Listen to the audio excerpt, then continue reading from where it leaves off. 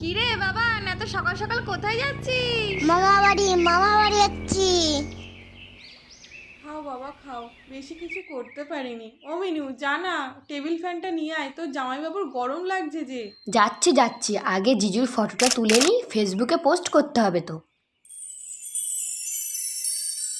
বাবাকে বড় থালায় দিলে, আমাকে ছোট থালায় দিলে কেন?